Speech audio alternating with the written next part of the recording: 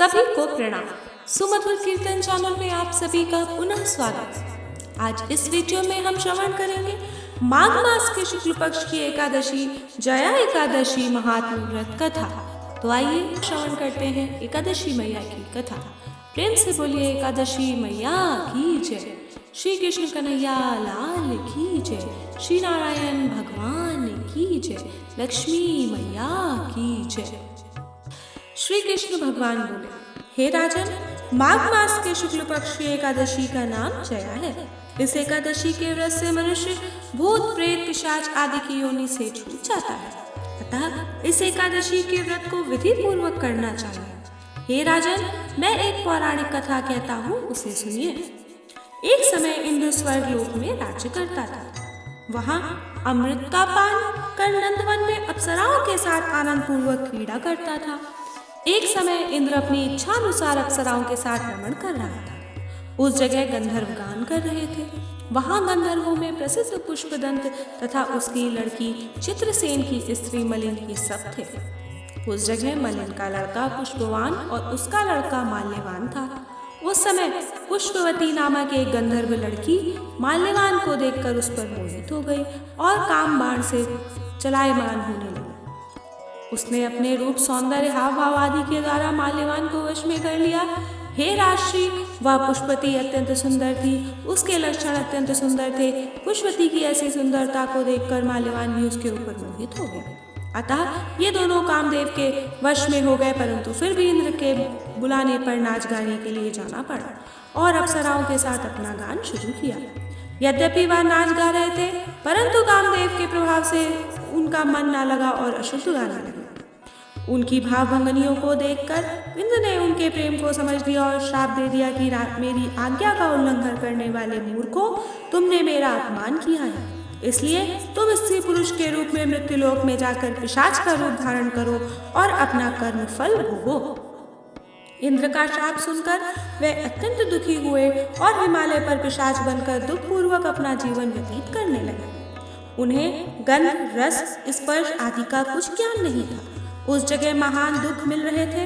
रात दिन में उन्हें एक क्षण भी निद्रा नहीं आती थी। उस समय पर अत्यंत सर्दी थी, जिसके कारण उनके दांत भी सर्दी से कटकटा रहे थे। एक दिन पिशाच ने अपनी स्त्री से कहा, न मालूम हमने पिछले जन्म में कौन से पाप किए हैं जिससे हमें इतनी दुखदायी यह पिशाच योनि प्राप्त हुई है। पिशाच योनि से नरक के दुख सहना उत्तम है। इसी प्रकार अनेक विचारों के करते हुए अपना दिन व्यतीत करने लगे। दैवयोग से एक दिन माघ मास के शुक्ल पक्ष की जया नाम की एकादशी आई। उस दिन उन दोनों ने कुछ भी भोजन न किया और न कोई पाप कर्म ही किया। उस दिन केवल फल फूल खाकर दिन व्यतीत किया और महान दुख के साथ पीपल के वृक्ष के नीचे बैठ गए। उस समय सूर्य नारायण अस्ताचल को चल रहे थे। वह रात्रि उन दोनों ने एक दूसरे से सटकर बड़ी कठिनता से काटी। दूसरे दिन प्रातःकाल होते ही भगवान के प्रभाव से उनकी देह छूट गई और अत्यंत सुंदर अप्सरा और गंधर्व की देह धारण करके तथा सुंदर वस्त्रों तथा आभूषणों से अलंकृत होकर स्वर्गलोक को चले गए। उस समय आकाश में देवगण तथा गंधर्व उनकी स्तुति करने लगे। नागलोक में जाकर उन दोनों ने देवराज इंद्र को प्रणाम किया। इंद्र को भी उनका अपने प्रथम रूप में देखकर महान आश्चर्य हुआ और उनसे पूछने लगे कि तुमने अपनी पिशाच देह से किस प्रकार छुटकारा पाया, सो सब कहो। इस पर माल्यवान बोले कि हे देवेंद्र, भगवान विष्णु के प्रभाव तथा जया एकादशी के व्रत के पुण्य से हमारी पिशाच योनि छूटी है।